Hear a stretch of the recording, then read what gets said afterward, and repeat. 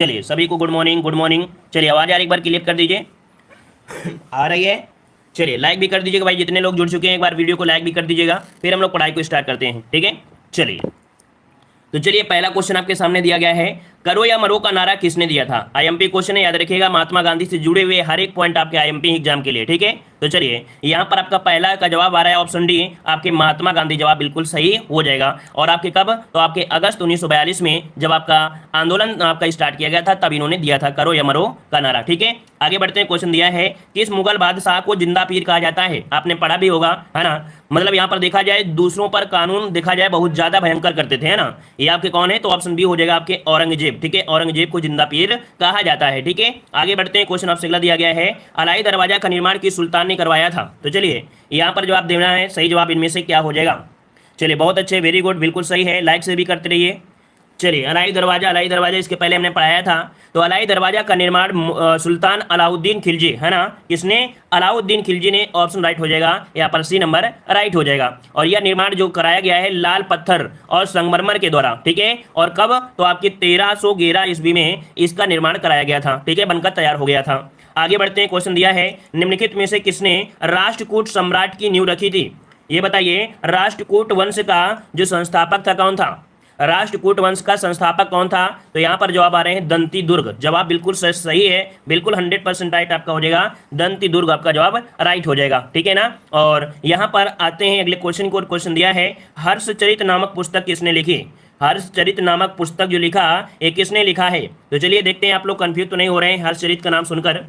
चलिए देखिए, हर्षचरित तो नाम है लेकिन हर्षवर्धन ने नहीं किया है। ठीक है, किसने किया है, तो आपके बाणभट्ट, जो कि हर्ष के आपके कह सकते हैं दरबारी थे, है ना। ऑप्शन क्या बन जाएगा, बी नंबर इसका राइट हो जाएगा। आपके बाणभट्ट ने किया है ना। और इसमें हर्षवर्धन के इतिहास के बारे में स्रोत मिलता है हर्षचरित से। ठीक है, अगला क्वेश्चन दिया गया है, अधोलिखित में से कौन गुप्तकालीन स्वर्ण मुद्रा है। ये बताइए, गुप्तकाल में जो स्वर्ण मुद्रा होती थी उसे हम लोग किस नाम से जानते थे।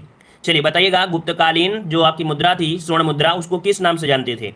तो चलिए 6 नंबर में यहाँ पर कौड़ी, दीनार, निस्क और आपका पग, बिल्कुल सही ऑप्शन बी हो जाएगा, दीनार, है ना। ऑप्शन क्या हो जाएगा, बी नंबर राइट हो जाएगा। आगे बढ़ते हैं। क्वेश्चन दिया है, निम्नलिखित में से किसे एशिया के ज्योतिपुंज के रूप में जाना जाता है। तो चलिए यहाँ पर जवाब देना है, बिल्कुल इजी क्वेश्चन है। एशिया के ज्योतिपुंज अर्थात लाइट ऑफ एशिया किसे कहते हैं, तो आपके गौतम बुद्ध को कहते हैं ना। गौतम बुद्ध को लाइट ऑफ एशिया कहा जाता है ना, या एशिया के ज्योतिपुंज के रूप में जाना जाता है। ठीक है, और आगे बढ़ते हैं। क्वेश्चन दिया है, शेर ए पंजाब के नाम से इनमें से कौन मशहूर था। शेर ए पंजाब के नाम से जो मशहूर था, इनमें से कौन मशहूर था।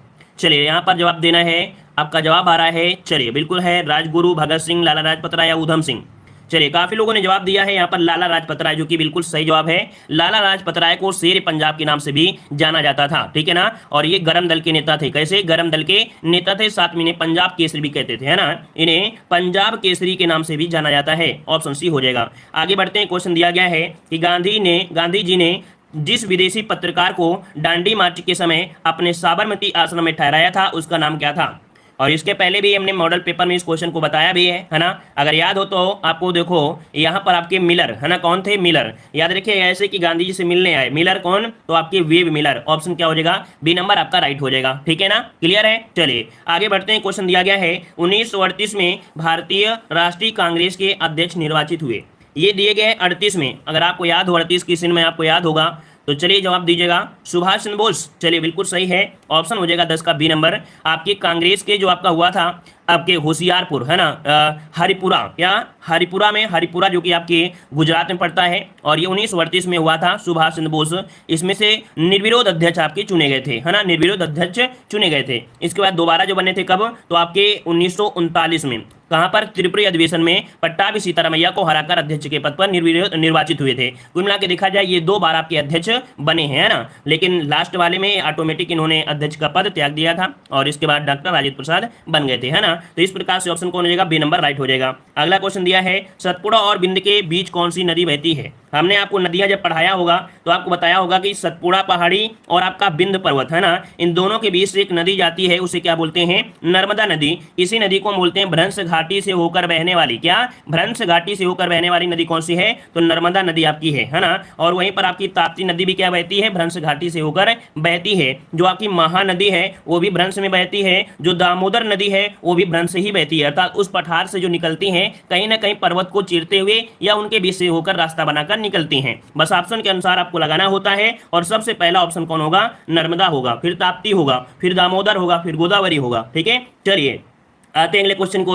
8 ग्रहों में से बुध सूर्य से कौन से स्थान पर आपका स्थित है? ये बताइएगा कि बुध जो आपका है सूर्य की दूरी में, देखिए सबसे बड़ा पास में आपका सूर्य तो मान लो है ही है, सूर्य के बाद क्या होता है? बुध, फिर शुक्र है ना, पृथ्वी, मंगल, बृहस्पति, शनि, अरुण, वरुण, मतलब पहला स्थान इसका आपका हो जाता है बुध का, जो कि सबसे छोटा भी है। तो ऑप्शन क्या हो जाएगा? ए नंबर आपका राइट हो जाएगा। क्लियर हो गया ना? 12 का ऑप्शन क्या हो जाएगा? ए नंबर आपका बनेगा, बी नंबर नहीं बनेगा। अगला क्वेश्चन दिया है यूरोप की सबसे लंबी नदी कौन सी है? ये क्वेश्चन आपका IMP है, यूपीडब्ल्यूएससी में क्वेश्चन आपका पूछा जा सकता है। ठीक है, चलिए 13 का ऑप्शन आ रहा है यहाँ पर आपका डी नंबर, वोल्गा नदी। कौन सी है? यूरोप की सबसे लंबी जो नदी है ये आपकी वोल्गा नदी है ना। ये आपकी कह सकते हैं यूरोपीय रूस की सबसे लंबी भी नदी मानी जाती है। ठीक है, और इसकी जो लंबाई है वो आपकी 3600 कितनी 3692 किलोमीटर इसकी लंबाई है। वहीं पर सेकंड नंबर में आपकी डेन्यूब आ जाती है। ठीक है, चलिए आगे बढ़ते हैं। क्वेश्चन दिया है किस देश के साथ भारत की सबसे लंबी अंतरराष्ट्रीय सीमा है? चलिए यहाँ पर जवाब देना है, सही जवाब इनमें से क्या हो जाएगा? किस देश के साथ भारत की सबसे लंबी अंतरराष्ट्रीय सीमा, और अंतरराष्ट्रीय सीमा की बात करते हैं तो आपका जवाब क्या बनेगा? बांग्लादेश इसका राइट आंसर हो जाएगा। ठीक है भाई, वीडियो को लाइक करिएगा जितने लोग जुड़ चुके हैं, और जितने लोग जुड़ चुके हैं देख लीजिए, अगर आपने वीडियो को लाइक नहीं किया एक बार वीडियो को लाइक कर दें, इससे हमें थोड़ा एनर्जी मिलती है, अच्छा लगता है कि आप लोग जुड़ते हैं। ठीक है, चलिए बताइएगा तो अंतरराष्ट्रीय क्या हो जाएगा? बांग्लादेश के साथ सर्वाधिक लंबी सीमा लगती है। क्लियर है? अगला क्वेश्चन दिया गया है निम्नलिखित में से कौन सा भारत का सबसे अधिक आर्द्र स्थान है? ये बताइए सबसे आर्द्र वाला जो स्थान है, आर्द्रता वाला स्थान है, वो कहां पर होगा? तो चलिए यहाँ पर जवाब देना है, जहां पर ज्यादा बारिश होगी, जहां पर ज्यादा बारिश होगी वहीं पर आर्द्रता होगी। और ज्यादा बारिश कहां होती है? मेघालय में। मेघालय में कहां? तो आपकी मासिनराम में। तो ऑप्शन क्या हो जाएगा? डी नंबर आपका राइट हो जाएगा, जो कि सर्वाधिक बारिश आपके विश्व में भी आपकी यहीं पर होती है, मासिनराम मेघालय में होती है। ठीक है ना? आगे बढ़ते हैं, अगला क्वेश्चन दिया गया है योजना पत्रिका का प्रकाशन निम्नलिखित में से किसके द्वारा होता है? यहाँ पर पत्रिका का नाम है योजना पत्रिका। ये बताइए इसका प्रकाशन जो होता था किसके द्वारा होता है? चलिए 16 नंबर में, चलिए 16 का ऑप्शन देना है, ये है आपका सूचना एवं प्रसारण मंत्रालय के द्वारा। किसके? सूचना और प्रसारण मंत्रालय के द्वारा योजना पत्रिका का प्रकाशन होता है। यहाँ पर 16 का ऑप्शन बन जाएगा क्या? आपका डी नंबर राइट हो जाएगा। ठीक है ना? चलिए आगे बढ़ते हैं, अगला क्वेश्चन दिया है बैंकों का बैंक किसे कहते हैं? बताइए भाई, बैंकों का बैंक किसे कहते हैं? 17 नंबर में सही जवाब देना है, एक्सिस बैंक, नाबार्ड बैंक, भारतीय स्टेट बैंक या रिजर्व बैंक। तो वही बिल्कुल सिंपल हो गया, क्योंकि यहाँ पर आपका वर्ल्ड बैंक नहीं दिया गया ऑप्शन में। अगर वर्ल्ड बैंक होता तो आप लोग कन्फ्यूज होते हैं ना। याद रखिए बैंकों का बैंक किसे कहते हैं? तो आपके रिजर्व बैंक को कहा जाता है। किसे? रिजर्व बैंक को कहा जाता है। क्लियर है? चलिए आगे बढ़ते हैं, क्वेश्चन आपसे अगला पूछा गया है हरित क्रांति का मुख्य प्रभाव पड़ा था। ये बताइए जो आपकी हरित क्रांति आई थी इसमें से सबसे ज्यादा प्रॉफिट, सबसे ज्यादा जो कह सकते हैं देखने को मिला है ना प्रभाव, वो किस पे मिला था? चलिए दाल पर, फल पर, सब्जी पर, अनाज में या किस में? तो याद रखिए 18 का ऑप्शन आ रहा है, ए नंबर बिल्कुल सही जवाब है, सभी का जवाब सही है, अनाज में। और अनाज की बात करते हैं तो सबसे ज्यादा गेहूं में और सेकंड नंबर आपका चावल में। अगर यहाँ पर आपका गेहूं आपका ए ऑप्शन में दिया होता, बी नंबर में आपका चावल, तो आप लोग ए नंबर गेहूं को प्रायिकता देते, सबसे ज्यादा गेहूं में हुआ था। ठीक है ना? दोनों चीज समझ में आ गया होगा। चलिए अगला क्वेश्चन दिया गया है भारत में वित्तीय वर्ष प्रारंभ होने की तिथि क्या है? ये बताइए भारत में वित्तीय वर्ष जो प्रारंभ होता है वो कब से होता है? आप सभी को पता है कि आपके 1 अप्रैल से 31 मार्च है ना, मतलब आपका जवाब जो हो जाएगा ए नंबर हो जाएगा। 1 अप्रैल से कितने से? तो 1 अप्रैल से आपका स्टार्ट होता है, ऑप्शन आपका ए नंबर राइट हो जाएगा। क्लियर है? आगे बढ़ते हैं, क्वेश्चन दिया है विश्व व्यापार संगठन WTO में कितने सदस्य हैं? ये बताइए WTO में जो सदस्य हैं वो आपके कितने सदस्य हैं? चलिए 20 नंबर में यहाँ पर आपका जवाब क्या बनेगा? देखो वर्तमान में जो आपकी संख्या हो गई है वो आपकी 164 हो गई है। कितनी? 164 आपकी हो गई है। अच्छा 64वां जो आपका जुड़ा है, 164वां जो जुड़ा है वो आपका कौन सा जुड़ा है? तो ये 29 जुलाई 2016 को अफगानिस्तान इसका सदस्य बन गया था। कौन? अफगानिस्तान इसका सदस्य बना था, 164वां नंबर का बना था। ठीक है, याद रखिए 2016 में अफगानिस्तान बना था। अगला क्वेश्चन दिया गया है संविधान का कौन सा भाग नागरिकता के प्रावधानों से संबंधित है?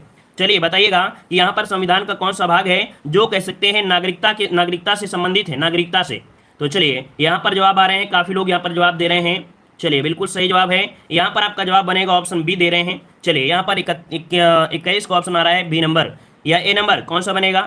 देखो नागरिकता आपकी है जो आपकी सेकंड वाले भाग में है। किसमें? तो भाग सेकंड में ही है, तो ऑप्शन क्या बनेगा? यहाँ पर आपका ए नंबर राइट हो जाएगा। ठीक है, चलिए भाई आप लोग वीडियो को लाइक नहीं कर रहे हैं, क्या बात है?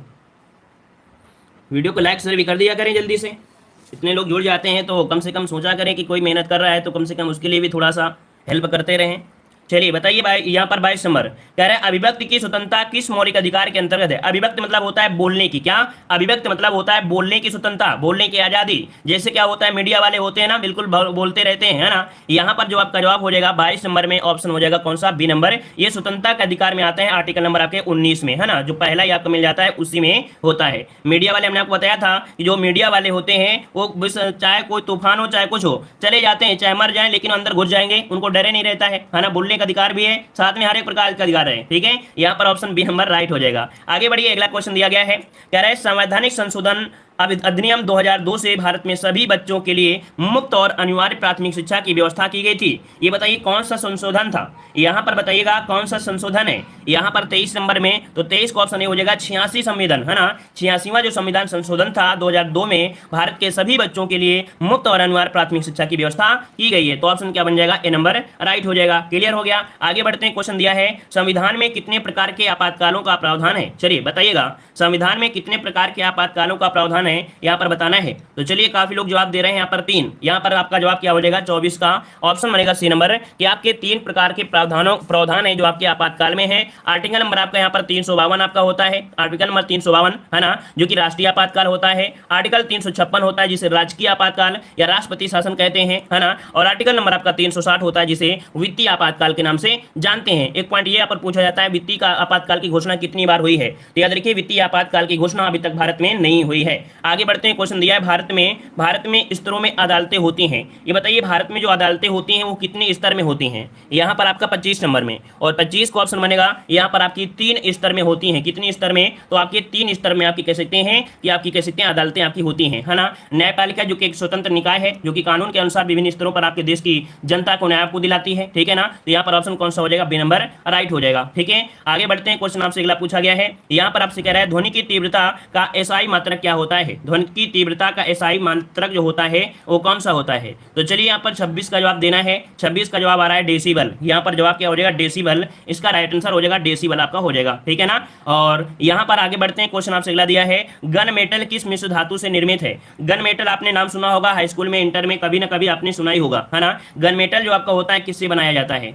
चलिए गन मेटल में आपका क्या होता है, याद रखिए इसमें 88% कॉपर होता है। क्या 88% क्या होता है आपका, कॉपर होता है। उसी के साथ तांबा आपका 10% होता है, ठीक है। तांबा कितना होता है, 10%। और जिंक होता है इसमें से, तो आपका 2% आपका जिंक इसमें से होता है। तो आपका कौन सा जवाब बन गया 27 में, तो ऑप्शन ए नंबर इसका राइट हो गया। आगे बढ़ते हैं, क्वेश्चन दिया है कि ताजमहल किससे प्रभावित हो रहा है। आपने नाम सुना होगा ताजमहल की, उसकी सुंदरता उसकी चमक जो हो रही है धीरे धीरे कम हो रही है ना।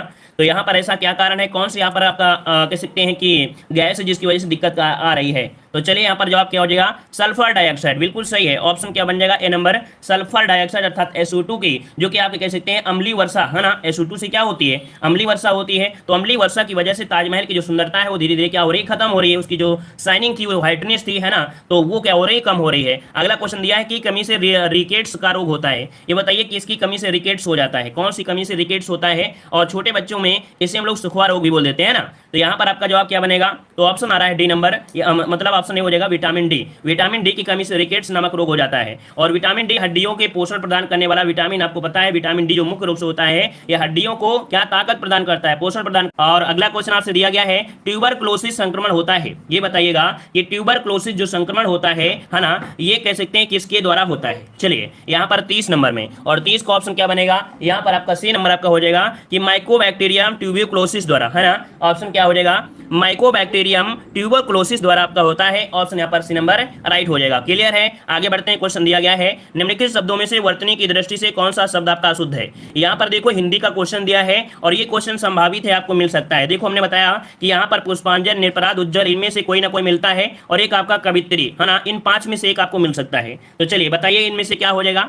तो चलिए 36 का जवाब देना है, और 36 का ऑप्शन यहाँ पर आ रहा है ऑप्शन डी। देखिएगा यहाँ पर आपका डी जो आपका उज्जवल दिया गया है, अच्छा पुष्पांजलि दिया गया है ना। पुष्पांजलि आपका जो दिया गया है पुष्पांजलि, ये तो आपका कह सकते हैं गड़बड़, निरापराध। अच्छा ये सही दिया, ये भी सही दिया, ये भी सही है। यहाँ पर दिया है निरापराध, होता क्या है, निरपराध होता है। क्या होता है, निरपराध होता है, मतलब ये गलती है आपका बी नंबर, है ना। अगला दिया गया है पैर से सिर तक वाक्यांश के लिए शब्द बताइए। पैर से सिर तक वाक्यांश के लिए क्या बोलेंगे, पैर से सिर तक के लिए आप लोग क्या प्रयोग करेंगे, जल्दी से बताइएगा इसका राइट आंसर इनमें से क्या हो जाएगा। तो चलिए यहाँ पर काफी लोग जवाब दे रहे हैं। ऑप्शन आ रहा है अपाद मस्तक, कौन सा? तो 37 का ऑप्शन बनेगा यहाँ पर आपका डी नंबर, अपाद मस्तक कहा जाता है, डी नंबर आपका राइट हो जाएगा। क्लियर हो गया इतना पॉइंट? क्लियर है ना? तो चलिए आगे बढ़ते हैं। क्वेश्चन दिया है पगड़ी रख घी चक लोकोक्ति का अर्थ क्या होता है? पगड़ी रख घी चक लोकोक्ति का अर्थ आपको बताना है। तो चलिए यहाँ पर आपको जवाब देना है। सही जवाब 38 नंबर में क्या हो जाएगा? तो चलिए 38 का ऑप्शन यहाँ पर आने शुरू हो गए हैं। यहाँ पर याद रखिएगा कि मान सम्मान से ही जीवन का आनंद है ना? क्या है? पगड़ी रख घी चक मतलब होता है मान सम्मान से ही जीवन क्या होता है? आनंद होता है। ऑप्शन बन जाए कौन सा? ए नंबर आपका राइट हो जाएगा। अगला दिया है कवि और उनकी रचना का जोड़ा कौन सा सही नहीं है? ये बताइए, कवि दिए और उनकी रचना दिए हैं, कौन सा जोड़ा सही नहीं है? यहाँ पर आपको फोकस करना है और बिल्कुल स्पीड के साथ बताइए कौन सा इसका हो सकता है। तो देखो यहाँ पर दिया है शिवराज भूषण का आपका भूषण हो जाएगा, सही है। शब्द रसायन जो कि आपके देवदत्त क्या है, ये भी सही है। परिमल जो कि आपके सूर्यकांत त्रिपाठी निराला का है, ये भी सही है। उद्धव शतक दिया है भारतीय हरिश्चंद्र, क्या दिया है? उद्धव शतक दिया है भारतीय हरिश्चंद्र का। तो मतलब यहाँ पर गलती इन्हीं की आपकी हो जाएगी। क्यों? क्योंकि उद्धव शतक किसका है? रत्नाकर का है। किसका है? तो आपके रत्नाकर का है। याद रखिए जगन्नाथ रत्नाकर का है, भारतीय हरिश्चंद्र का नहीं है, ये रत्नाकर का है। याद रहेगा ना? क्लियर हो गया? आगे बढ़ते हैं। कह रहे सूर्योदय शब्द का संविच्छेद क्या हो जाएगा? सूर्योदय शब्द का संविच्छेद इनमें से क्या हो जाएगा? सूर्य धन उदय, क्या? सूर्य धन उदय। और कौन सा हो जाएगा? तो 40 का ऑप्शन बन रहा है यहाँ पर आपका बी, आपका सूर्य धन उदय हो जाएगा, जो कि कौन सा संधि है? तो ओ की मात्रा है, और ओ की मात्रा होती है किसमें? तो आपकी गुण संधि में होती है। तो ऑप्शन क्या बन जाएगा? यहाँ पर आपका जवाब हो जाएगा कौन सा? बी नंबर राइट हो जाएगा। ठीक है, आगे बढ़ते हैं। क्वेश्चन आपसे अगला पूछा गया है, कह रहा है यहाँ पर करंट अफेयर का देखो बेहतरीन क्वेश्चन आपका इसमें भी मिल चुका है। चलिए, कह रहा है आपसे 1 मई 2021 में अंटार्कटिका के रोन्ने आइस शेल के पश्चिमी हिस्से से विश्व के सबसे बड़े हिमखंडों अर्थात आइसबर्ग में से एक टूटकर अलग हो गया है। वैज्ञानिकों ने इस हिमखंड का नाम क्या रखा है? इसके पहले भी मॉडल पेपर में हमने इसको आपको बताया था कि सबसे बड़ा हिमखंड है जो कि यहाँ पर देखा जाए अंटार्कटिका से टूट गया है, और इसका नाम क्या है? तो यहाँ पर 51 का ऑप्शन क्या बनेगा? ऑप्शन हो जाएगा ए नंबर A76, है ना? याद रखिए A76 नाम है, आपको याद आ गया होगा, है ना? अगला क्वेश्चन दिया गया है, जून 2021 में केंद्रीय मंत्रिमंडल द्वारा मंजूरी प्रदत्त अंतर्देशीय पोत विधेयक 2021 किस अधिनियम को प्रतिस्थापित करेगा? 52 का जवाब पूछा गया है। यहाँ पर याद रखिए एक अधिनियम है, ऑप्शन सी अंतर्देशीय पोत अधिनियम 1917। इसका जो 52 है, 52 का ऑप्शन क्या बनेगा? सी नंबर इसका राइट हो जाएगा। सी नंबर इसका राइट हो जाएगा। ठीक है ना? मतलब देखा जाए तो जहाज की सुरक्षा, क्या? जहाज की सुरक्षा, बचाव, पंजीकरण को विनिमय करेगा, ये जो आपका विधेयक है। अगला क्वेश्चन आपसे दिया गया है, चलिए कह रहा है जून 2021 में जून 2021 में संयुक्त राष्ट्र शैक्षिक, वैज्ञानिक और सांस्कृतिक संगठन समिति ने ग्रेट बैरियर रीफ को खतरे में विश्व धरोहर स्थलों की सूची से में जोड़ने की सिफारिश की है। ग्रेट बैरियर रीफ किस देश में स्थित है? तो देखिएगा यहाँ पर ग्रेट बैरियर रीफ है, जिसे विश्व में मूंगे की चट्टाने के नाम से जानते हैं, और आप सभी को पता है कि ये कहाँ पर पड़ती है? तो आपके ऑस्ट्रेलिया में पड़ती है ना? बताने की कोई जरूरत नहीं थी, आपके ऑस्ट्रेलिया में है, जो कि ग्रेट बैरियर रीफ कहाँ पर है? आपके ऑस्ट्रेलिया में है ना? और यहाँ पर देखा जाए ग्रेट बैरियर रीफ की वजह से आपका जो कह सकते हैं ऑस्ट्रेलिया है वो आपका सूखा भी हो जाता है, वहाँ पर बहुत दिन तक सूखा भी रहता है। चलिए आगे बढ़ते हैं। क्वेश्चन दिया गया है, अप्रैल 2021 में Adani ports and special economic zone ने किस पोर्ट्स में विश्व समुद्र होल्डिंग्स की 25% हिस्सेदारी का अधिग्रहण कर दिया है? यहाँ पर देखो दिया गया है कि कौन सा पर बंदरगाह है जो कि कह सकते हैं विश्व समुद्र होल्डिंग्स में 25% हिस्सेदारी का अधिग्रहण किया गया है। तो यहाँ पर आपका 54 नंबर में ऑप्शन बनेगा ए, ये आपका कृष्णापट्टनम पोर्ट। कौन सा है? कृष्णापट्टनम पोर्ट है, जो कि यहाँ पर देख सकते हैं कि आपके 25% हिस्सेदारी का अधिग्रहण यहाँ पर किया गया है। ठीक है, चलिए यहाँ पर आगे बढ़ते हैं। क्वेश्चन दिया गया है, कह रहा है आपसे यहाँ पर, चलिए कह रहा है मार्च 2021 में संपन्न UNESCO all England open badminton champions 2021 के पुरुष एकल का खिताब किसने जीता है? बताइएगा कि UNESCO all England open badminton champions का जो खिताब जीता है वो किसने जीता है? तो चलिए 55 का ऑप्शन क्या बनेगा? यहाँ पर ऑप्शन बनेगा सी, ये आपकी ली जीजिया। कौन है? इसको भी IMP है, इसको नोट कर लीजिएगा। अगर बैडमिंटन से आपका आता है तो क्वेश्चन यहाँ से आपका मिल सकता है। ये है आपकी ली जीजिया है। 55 का ऑप्शन क्या बनेगा? सी नंबर राइट हो जाएगा। ठीक है ना? इन्होंने डेनमार्क के विटर एक्सलेनेन को पराजित किया है। ठीक है, और ये जो अगले क्वेश्चन को आते हैं, क्वेश्चन दिया है कि जून 2021 में उखनागिन खुरेल सुख किस देश के राष्ट्रपति बने हैं? यहाँ पर देखो दिया है उखनागिन है ना, उख नागिन खुरेल सुख किस देश के राष्ट्रपति बने हैं? यहाँ पर 56 का जवाब देना है और 56 का ऑप्शन क्या बन जाएगा? B number. ये आपके मंगोलिया के हैं। कहाँ के भैया? मंगोलिया के हैं, यही कारण ऐसे नाम भी है, उख नागिन आपका नाम है, ठीक है, ऑप्शन बी हो जाएगा। अगला दिया गया है कि जून 2021 में institute for economics and peace द्वारा जारी वैश्विक शांति सूचकांक 2021 में कौन सा देश पहले स्थान पर रहा है? तो ये भी आप कह सकते हैं वैश्विक शांति सूचकांक दिया गया है और ये पूछा भी जा सकता है ना। यहाँ पर 57 का ऑप्शन जो बनेगा डी नंबर। यहाँ पर आइसलैंड जो रहा है इसमें से पहला स्थान मिला है, याद रखिएगा। क्लियर है ना इतना पॉइंट? और भारत को जो मिला है वो आपका 135वां रैंक, कौन सा? 135वां रैंक इनमें से मिला है। पहला स्थान आइसलैंड का है ना, दूसरा स्थान आपके न्यूजीलैंड का है और तीसरा आपका पुर्तगाल, ठीक है। और इसमें से अच्छा तीसरा स्थान डेनमार्क का है और चौथा है आपके पुर्तगाल का है और 135वां जो स्थान है वो आपके भारत को मिला है। आइए बढ़ते हैं अगले क्वेश्चन की ओर। भारत ने वित्त वर्ष 2020 और 21 में अब तक का सबसे अधिक एफडीआई प्रवाह आकर्षित किया है। यह एफडीआई प्रवाह राशि कितनी है? मतलब अब तक देखा जाए सबसे अधिक एफडीआई आया है ना, यहाँ पर 58 नंबर में। तो ऑप्शन आपका जवाब हो जाए कौन सा? ए नंबर। ये आपका है 81.72 बिलियन डॉलर, है ना, इतना एफडीआई आया। कुल मिला के हम लोग कह सकते हैं प्रत्यक्ष विदेशी निवेश। एफडीआई को क्या बोलते हैं? प्रत्यक्ष विदेशी निवेश बोला जाता है, ठीक है ना। और यहाँ पर देखा जाए कि 2019 और 20 की तुलना में 10% अधिक है। इस बार को 10% जो आपका एफडीआई है अर्थात प्रत्यक्ष विदेशी निवेश है, ज्यादा है, ठीक है। आगे बढ़ते हैं। क्वेश्चन दिया गया है कि 12 से 16 जनवरी 2021 के मध्य 24वें कौन सा है? 24वें राष्ट्रीय युवा महोत्सव का आयोजन किया गया और इस महोत्सव का मुख्य विषय क्या रहा है? तो यहाँ पर याद रखिए 59 का जो ऑप्शन बनेगा वो आपका ए नंबर, युवा उत्साह नए भारत का। क्या? युवा उत्साह नए भारत का ये मुख्य विषय इनमें से रहा है, याद रखिएगा, ठीक है, याद रहेगा। चलिए आगे बढ़ते हैं। क्वेश्चन आपसे अगला पूछा गया है, यहाँ पर दिया गया है अगला क्वेश्चन कि वर्ष 2020 का प्रतिष्ठित बुकर पुरस्कार किसे प्रदान किया गया है? यहाँ पर है बुकर पुरस्कार, याद रखिएगा। बुकर पुरस्कार भी आपसे पूछा जा सकता है ना। ये न्यूयॉर्क में जो कह सकते हैं बसे स्कॉटलैंड के लेखक हैं डगलस, कौन? डगलस स्टुअर्ट, इनको मिला है बुकर पुरस्कार। ये आईएमपी क्वेश्चन है, इसे आप लोग नोट करिएगा, ठीक है। आइए आते हैं हम लोग जीके के क्वेश्चन में और जीके में देखते हैं यहाँ पर आपका जवाब कह रहा है निम्नलिखित में से त्योहारों में से किसका अर्थ है मेरी मेकिंग ऑफ द गॉड्स?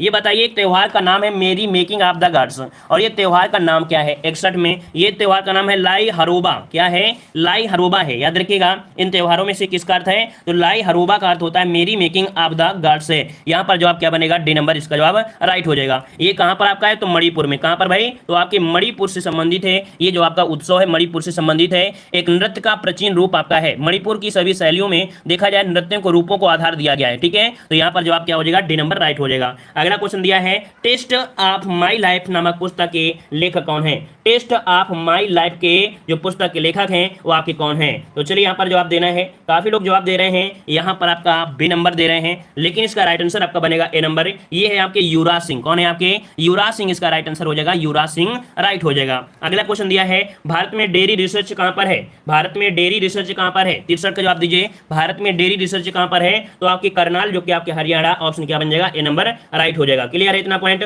चलिए आगे बढ़ते हैं। क्वेश्चन दिया है प्रथम भारत रत्न किसे मिला था? प्रथम भारत रत्न जो मिला वो किसे मिला? 64 नंबर में जवाब देना है। तो याद रखिएगा 1954 में प्रथम बार 3 लोगों को दिया गया था। इन 3 लोगों में कह सकते हैं कि जो आपके थे जो आपके से सी राजगोपालाचारी, सीवी रमन, और आपके कौन थे? आपके राधा कृष्णन थे, है ना। तो इनमें से आपका जो जवाब बनेगा 64 में, तो कौन सा बन जाएगा? तो यहाँ पर आपका सीवी रमन, इसका जवाब राइट हो जाएगा। अगला क्वेश्चन दिया अंतर्राष्ट्रीय महिला दिवस कब मनाते हैं? अंतर्राष्ट्रीय महिला दिवस प्रत्येक वर्ष 8 मार्च को मनाते हैं। ऑप्शन क्या हो जाएगा? ए नंबर 8 मार्च आपका राइट हो जाएगा, है ना। अगला क्वेश्चन दिया गया है निम्नलिखित में से कौन सा राज्य बांग्लादेश के साथ अपनी सीमा साझा नहीं करता है? बताइए कौन सा देश है जो बांग्लादेश के साथ सीमा साझा नहीं करता है? क्वेश्चन आपको देखने को बार बार मिल रहा है और आपको रट गया होगा कि त्रिपुरा मिलता है, असम है, मेघालय है, लेकिन मणिपुर बांग्लादेश के साथ सीमा नहीं लगाता है। क्लियर है ना। चलिए मणिपुर आपकी म्यांमार के साथ सीमा जरूर साझा करता है ना, म्यांमार के साथ इसकी सीमा जरूर मिलती जाती है। अगला दिया है तब चोंगली किस राज्य के लोक नृत्य का रूप है? क्या दिया है? तबल चोंगली है और ये किस राज्य की लोक नृत्य का रूप है? यहाँ पर आपका 67 का ऑप्शन बनेगा, असम का है। कहाँ का है? ये असम का लोक नृत्य आपका है ना। तो यहाँ पर ऑप्शन क्या बन जाएगा? बी नंबर आपका राइट हो जाएगा। यहाँ का एक नृत्य और आपने सुना होगा बिहू, है ना, और एक आपका है खेल गोपाल कनोई। क्या क्या? तो देखो आपका तबल चोंगली और आपका बिहू और खेल गोपाल और केनोई, ये प्रमुख यहाँ के आपके लोक नृत्य हैं। अगला क्वेश्चन दिया है भारत के विभाजन के समय जो सीमा रेखा खींची गई वह कहलाती है? ये बताइए भारत के विभाजन के समय जो सीमा रेखा खींची गई उसे हम लोग क्या कहते हैं? क्या बोलेंगे? रेड क्लिफ बोलेंगे, है ना। जो यहाँ पर ऑप्शन क्या हो जाएगा? ऑप्शन सी, जो कि भारत और पाकिस्तान के निर्धारण के लिए सर सिरिल रेडक्लिफ जो कि आयोग के अध्यक्ष थे, उन्होंने यहाँ पर किया था। ऑप्शन क्या हो जाएगा? सी नंबर राइट हो जाएगा, ठीक है ना। और यहाँ पर अब कहाँ पर है? तो अफगानिस्तान और पाकिस्तान के बीच आपकी ये सीमा है। आगे बढ़ते हैं, क्वेश्चन आपसे दिया गया है कि किस राज्य में विधानसभा के सदस्यों की संख्या सर्वाधिक है? ये बताइए, सर्वाधिक विधानसभा के सदस्यों की जो संख्या है वो सर्वाधिक कहाँ की है? तो आप सभी को पता है उत्तर प्रदेश की है। कहाँ की है? उत्तर प्रदेश की है, 403, है ना। 403 उत्तर प्रदेश की आपकी है। एक एंग्लो इंडियन हुआ करता था, है ना। तो यहाँ पर 403 इसका जवाब राइट हो जाएगा, ठीक है। और आगे बढ़ते हैं, क्वेश्चन दिया है हरित क्रांति के जनक माने जाते हैं। ये बताइएगा कि नॉर्मन बोरलॉग जो आपके हरित क्रांति के जनक माने जाते हैं, पूछा गया है कहाँ के? तो कहाँ के होंगे भाई? आप सभी को बताना है कहाँ के थे। तो यहाँ पर आपको हो जाएगा यूएसए, अर्थात आपके अमेरिका के थे, है ना। तो ऑप्शन क्या बन जाएगा? सी नंबर इसका राइट हो जाएगा। अब यहाँ पर आपका समय आ गया है किसका? तो आपकी गद्यांश का समय आ गया है। अब देखते हैं कि आज की गद्यांश में जो आपकी जीवन के बारे में दिया है ना। तो देखते हैं जीवन के बारे में कितना हम लोग यहाँ पर जानते हैं। और देखिए कह रहा है आपसे, जीवन में बहुत अंधकार है। क्या है? जीवन में बहुत अंधकार है और अंधकार की ही भांति अशुभ और अनीति है। जिस प्रकार से अंधकार है उसी प्रकार अशुभ और अनीति है। कुछ लोग इस अंधकार को स्वीकार कर लेते हैं और तब उसके भीतर जो प्रकाश तक पहुंचने और पाने की आकांक्षा थी वह क्रमशः क्षीण होती जाती है। मैं अंधकार की इस स्वीकृत को मनुष्य का सबसे बड़ा पाप कहता हूं। यह मनुष्य का स्वयं अपने प्रति किया गया अपराध है। उसके दूसरों के प्रति किए गए अपराधों का जन्म इस मूल पाप से ही होता है। यह स्मरण रहे कि जो व्यक्ति अपने ही प्रति इस पाप को नहीं करता है वह किसी के भी प्रति कोई पाप नहीं कर सकता है। किंतु कुछ लोग अंधकार के स्वीकार से बचने के लिए उसके स्वीकार में अस्वीकार में लग जाते हैं। उसका जीवन अंधकार के निषेध का ही सतत उपक्रम बन जाता है। तो चलिए यहाँ पर गद्यांश में आते हैं, देखते हैं आपने क्या सीखा इसमें से। कह रहा आपसे यहाँ पर गद्यांश में अंधकार शब्द किस ओर संकेत कर रहा है? अंधकार का मतलब यहाँ पर क्या संकेत हो रहा है? मतलब अपराधों की ओर संकेत कर रहा है। क्या? अपराधों की ओर संकेत कर रहा है। तो ऑप्शन क्या बनेगा? यहाँ पर आपका सही नंबर। अगला क्वेश्चन आपसे दिया गया है, यहाँ पर देखो दिया है, लेखक ने किसे सबसे बड़ा पाप कहा है? लेखक ने जो पाप कहा है, सबसे बड़ा पाप किसे कहा है? बताइएगा कौन सा सबसे बड़ा पाप है? तो यहाँ पर अंधकार को जो स्वीकार कर लेता है, अंधकार को जो स्वीकार कर लेता है वही सबसे बड़ा पाप है, याद रखिएगा, है ना। अंधभक्त जो होते हैं ना, उनकी बात नहीं मानना चाहिए, याद रखिएगा। अगला क्वेश्चन दिया है कि जब व्यक्ति स्वयं के प्रति किए गए अन्याय या शोषण के विरुद्ध आवाज नहीं उठाता है तो ऐसी स्थिति में क्या होता है? तो उससे दूसरों के प्रति अन्याय और शोषण को बढ़ावा मिलता है ना। मतलब कह सकते हैं स्वयं के प्रति अगर अन्याय शोषण हो रहा है और आवाज नहीं उठाता है तो उससे क्या होगा? दूसरों के प्रति भी क्या हो जाएगा? अन्याय होगा, शोषण को बढ़ावा मिलेगा। यहाँ पर ऑप्शन ए नंबर राइट हो जाएगा। अगला क्वेश्चन दिया है, अंधकार का निषेध किस ओर संकेत करता है? अंधकार का निषेध, निषेध का अर्थ आप लोग जानते हैं। निषेध के हिसाब से क्या हो जाएगा? कि यह मानना है कि समाज में अन्याय शोषण बुराइयां नहीं है ना। यह मानना है कि समाज में जो अन्याय है शोषण है ये बुराइयां नहीं है। यहाँ पर ऑप्शन क्या बनेगा? डी नंबर राइट हो जाएगा। और अगला क्वेश्चन आपसे दिया गया है, इस गद्यांश का मुख्य उद्देश्य क्या है? अगर आपने पढ़ा है तो बताइए। हम यहाँ पर अब थोड़ा सा धीरे से इसका जवाब देंगे क्योंकि आप लोगों से देखना है, क्योंकि आपने गद्यांश देखा है। बताइए अब चारों ऑप्शन जल्दी से पढ़िए और इसके बाद जवाब दीजिए। इस गद्यांश का मुख्य उद्देश्य इनमें से क्या है? अंधकार और प्रकाश की व्याख्या करना किया गया है या अन्याय और बुराइयों को दूर करने के लिए प्रेरित किया गया है? बिल्कुल सही है, आप लोग समझदार हैं, बहुत बेहतरीन तरीके से अन्याय और बुराइयों को दूर करने के लिए प्रेरित किया गया इस गद्यांश में। क्लियर है? आते हैं अगले क्वेश्चन को। क्वेश्चन दिया गया है, चलिए कह रहा आपसे यहाँ पर, राजनीतिक बहसों की गर्मी में हम जो भी कहें अपने राष्ट्रीय अभिमान की अभिव्यक्ति में हम जितना भी जोर से खींचें, सक्रिय राष्ट्रीय सेवा के प्रति हम अत्यंत उदासीन रहते हैं क्योंकि हमारा देश प्रकाश से हीन है। मानव स्वभाव से हीनित कंजूसी के कारण इन्हें हमने नीचे रख छोड़ा है। उनके प्रति अन्याय से हम बच ही नहीं सकते हैं। समय समय पर उसके नाम पर हम पैसा इकट्ठा करते हैं लेकिन उसके हिस्से में शब्द ही आते हैं। पैसा तो अंततः हमारी पार्टी के लोगों के पास पहुंचता है। संक्षेप में, जिनके पास बुद्धि, शिक्षा, समृद्धि और सम्मान है, हमारे देश के उस अत्यंत छोटे हिस्से 5% और आबादी के अन्य 95% के बीच की जो दूरी है वो समुद्र से भी अधिक आपकी चौड़ी है। यहाँ पर को दिया गया है एक राजनीतिक पार्टी से कि जनता से पैसा तो वसूल लेते हैं किसी न किसी एक संगठन के रूप में, लेकिन जो आपको सुविधाएं मिलती हैं कितनी? तो समुद्र से कम मिलती हैं। क्यों? यहाँ पर देखो 5% आपको दिया है और 95% यहाँ पर दिया गया है ना। तो देखते हैं यहाँ पर क्वेश्चन का अर्थ क्या हो रहा है। लेखक के अनुसार हम किनके प्रति अन्याय करते हैं? चलिए 76 जवाब देना है, 76 नंबर में। लेखक किनके प्रति? तो जो निम्न वर्ग के होते हैं, जो निम्न वर्ग के होते हैं उन्हीं के प्रति क्या होता है? अन्याय होता है कि नहीं? अगला क्वेश्चन दिया है, लेखक के अनुसार हम किनके नाम पर पैसा इकट्ठा कर लेते हैं?